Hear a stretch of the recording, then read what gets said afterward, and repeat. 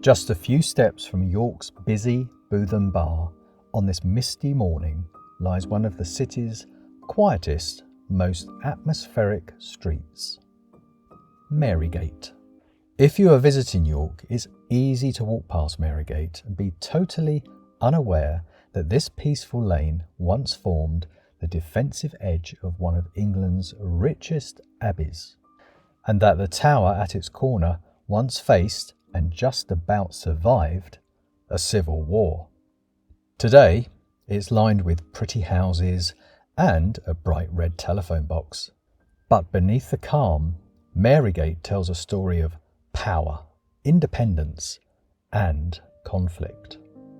Marygate takes its name from the great St. Mary's Abbey, whose vast precinct once dominated this area of York. The word gate here doesn't mean a door. It's from the Old Norse gata or gater, meaning street. So Marygate literally means Mary's Street.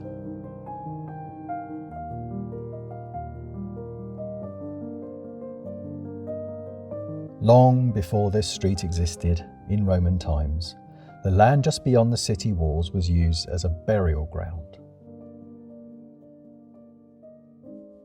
By the Middle Ages, the Benedictine monks of St. Mary's Abbey built their own outer perimeter here, a vast walled enclosure separating their sacred grounds from the bustling city beyond. It wasn't just a boundary wall, it was a statement of independence. The abbey was answerable directly to the crown, not to the city of York. And the wall, complete with corner and intermediate towers, was a statement of that power.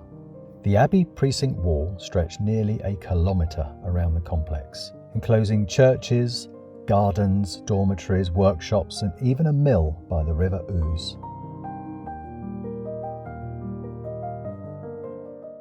The wall was built in stages, beginning around 1266, then raised, extended and crenellated around 1318, when northern England faced raids and civil unrest. Around the perimeter stood several major towers and several smaller intermediate towers between them, which we'll take a look at later. This important corner tower survives intact today, St. Mary's Tower, at the corner of Bootham and Marygate. The tower was both defensive and symbolic, a watchtower for the Abbey Guards.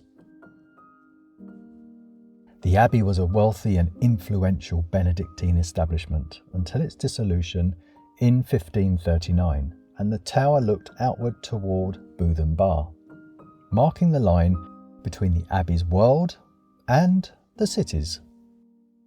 St. Mary's Tower was built around 1324, a solid stone structure, circular on the outside, octagonal inside, about 34 feet across and 2 stories high.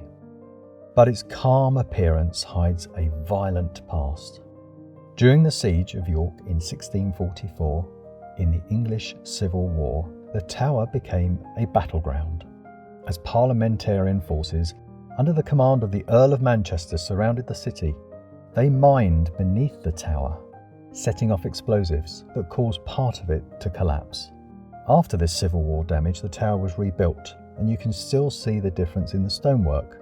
The rebuilt section is thinner and slightly curved, a visible scar from the 17th century. So next time you pass, look closely. You're seeing architecture that survived explosives, sieges, and centuries of good old British weather. St. Mary's Tower wasn't alone. The Abbey's walls once had their other great towers. One at the northwest corner near today's Marygate car park and the River Ouse, one at the southwest corner near the Abbey's mill, and one at the southeast corner close to the Museum Street entrance of the Museum Gardens. Along this part of the wall along Bootham, we can see the intermediate Tower D, which is fire damaged, as you can see here from the other side of the tower, located inside museum gardens.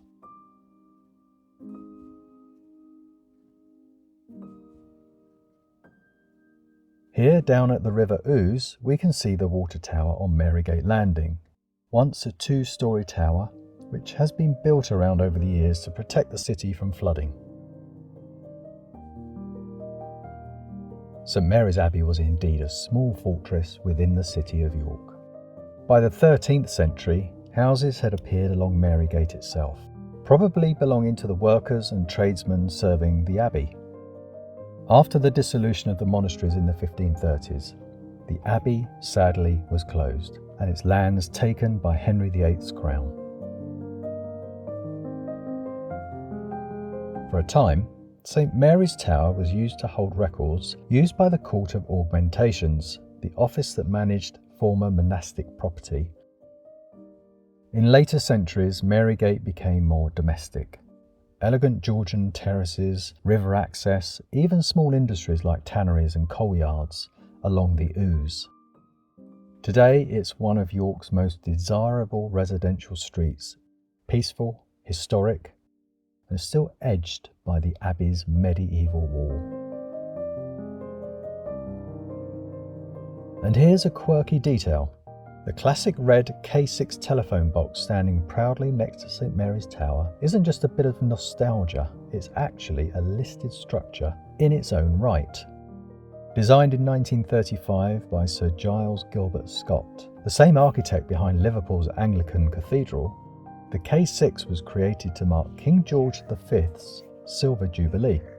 The one here on Marygate is Grade 2 listed, meaning it's legally protected, just like the medieval tower beside it. A 14th century tower and a 1930s phone box, side by side, both celebrating their own kind of British heritage. What makes Marygate so special is how it condenses 1,000 years of York's story into a single street. Roman burials beneath your feet and medieval monks behind the wall, cannon fire from the Civil War, and now a modern-day street which maintains a historic charm. Few places in the city feel so unchanged. The stonework may be worn, but the sense of history is still alive in every step. So next time you visit York, don't just stop at the Minster or the Shambles. Walk a little further to Marygate, and you'll find a fortified street that guarded faith, power and pride for centuries. If you enjoyed exploring York's hidden corners, hit subscribe for more forgotten stories behind England's most historic streets.